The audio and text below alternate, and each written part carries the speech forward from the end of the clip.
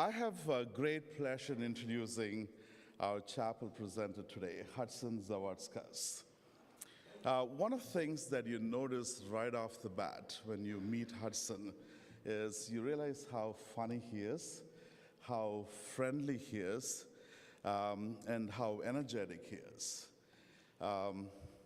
He is also a very loyal friend, and he is awesome at so many sports, and I'm just going to list some of them. Lacrosse, basketball, and I think your favorite is football, correct? All right, so you are an All-American. One of the couple of things that teachers appreciate about Hudson is his courage to put himself out there and his willingness to ask for help. He also greets his teachers, lower school teachers, his own teachers, and he never says, hello. He always says, hello, Mr. Raj. And that's something that's very powerful to me. And I remember the first time I met Hudson 2 years ago when I first came to Montgomery. He came and spoke to me, and it was like he had known me for a long time. He made me feel at ease. He made me feel at home, and so I owe him a great deal for that. So I'm delighted that he is the chapel presenter today, and please join me in welcoming Hudson Zawadskas.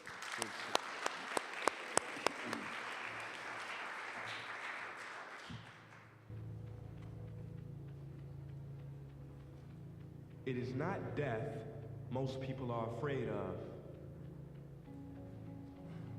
It is getting to the end of life only to realize that you never truly lived. There was a study done, a hospital study, on 100 elderly people facing death close to their last breath. They were asked to reflect about their life's biggest regret. Nearly all of them said they regretted not the things they did, but the things they didn't do, the risks they never took, the dreams they didn't pursue. I ask you, will your last words be, if only I had, hey, you, wake up. Why do you exist? Life is not meant to simply work, wait for the weekend, and pay rent. No, I don't know much, but I know this. Every person on this earth has a gift. And I apologize to the black community, but I can no longer pretend Martin Luther King, that man never had a dream. That dream had him. See, people don't choose dreams. Dreams choose them. So the question I'm getting to is, do you have the courage to grab the dream that picked you, that befits you and grips you? Or will you let it get away and slip through? You know, I learned a fact about airplanes the other day. Now this was so surprising. See, I was talking to a pilot and he told me that many of his passengers think planes are dangerous to fly in.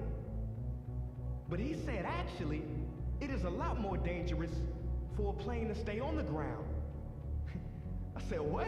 Like, how does that sound? Well, he said because on the ground, the plane starts to rust, malfunction, and wear much faster than it ever would if it was in the air. As I walked away, I thought, yeah, makes total sense. Because planes were built to live in the skies, and every person was built to live out the dream they have inside. So it is perhaps the saddest loss to live a life on the ground without ever taking off.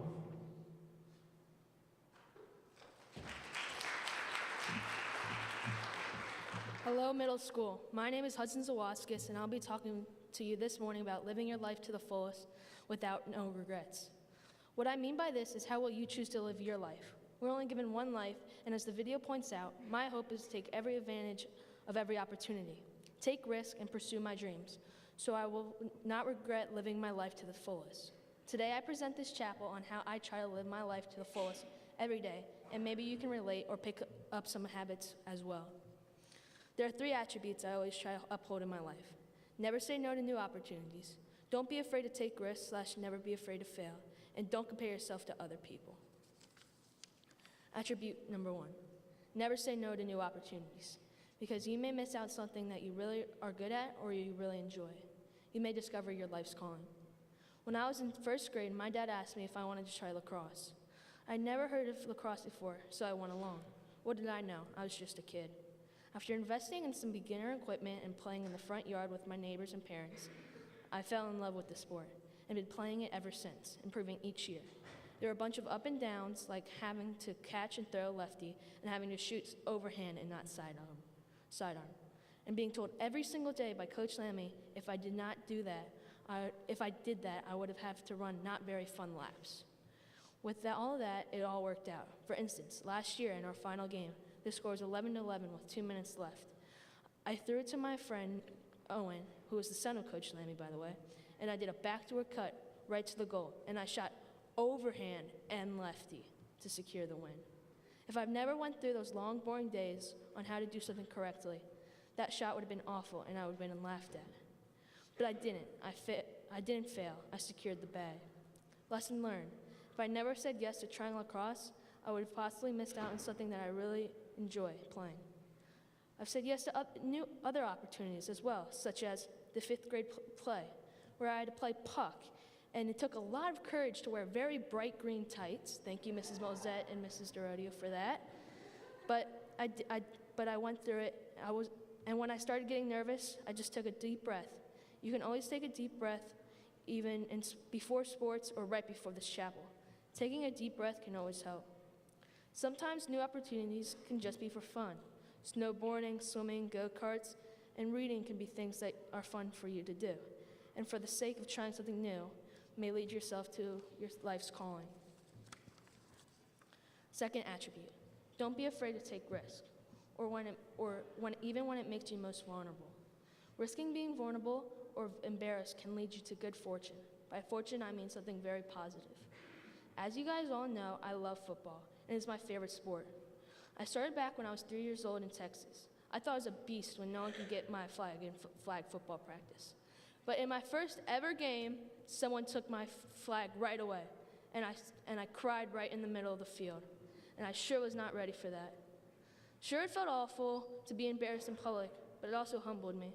I realized it's important not to expect yourself to be the greatest of at all time, which sometimes I still do, but I'm working on it. You will mess up at times, but that's a part of learning and a part of life. There's no easy road. I took the risk of going back and trying again. I still take risks trying to redeem myself after failed attempts. To this day, I practice football in the summer and with the whole summer with my dad, and I work as hard as I can. The risk can be scary, but the payoff can be great. Never be afraid to fail. Don't let anybody tell you you can't do something. There's a saying, you miss 100% of the shots you don't take. I've failed a lot, and I've not always made the best teams or got the best grades, but I continue to work hard and practice more. Don't get me wrong, failing is not fun, but what I've learned, whether it's in school or sports, that you should never put your head down or give up. I've tried out for A teams and not made them the first time, but I practiced hard and made them later. Sometimes I never got to start on some teams, but I practiced and I got to start. Whether your passion is in sports, video games, or academics, there is no reason not to work hard in something that you love. Or if there's that one special thing that you love, practice it, learn more, and become better. As middle school students, we have our whole life in front of us. If you love something, put your mind to it and enjoy every little bit of it. Even in class, taking the risk to ask a question can be stressful. But without asking that question, you might not have a good, clear understanding of the topic. But without asking questions, you won't learn about new things that can help you pursue your dreams. My third attribute, don't compare yourself to others. As this recently Australia Open winner said on GMA. On the court and off the court and the way that you play and all that, what would you say to somebody who's looking up to you and needs a little advice, Naomi? Yeah, I would just say everyone has their own path, so you should just keep going and never give up and don't compare yourself to other people. Well, that is beautiful. As Naomi does not really say what she meant by that, but I think this is what she meant. Be yourself. Don't Don't do what someone else will do. Do something that is good for you and not for them. Don't try to copy everything they do, or people won't take you seriously. They will know that you are just copying someone. You will regret not doing your own thing and living your own life. For example, Beyonce at the start, she compared herself to what the critics said, that she was truly not a good singer. She went through depression because of what other people were saying. But then she came back and understood the principle of not to compare yourself to others or care about what they say. Now Beyonce is one of the most famous singers in the world. There's a quote I found, and it states, "There is no such thing as a smooth mountain."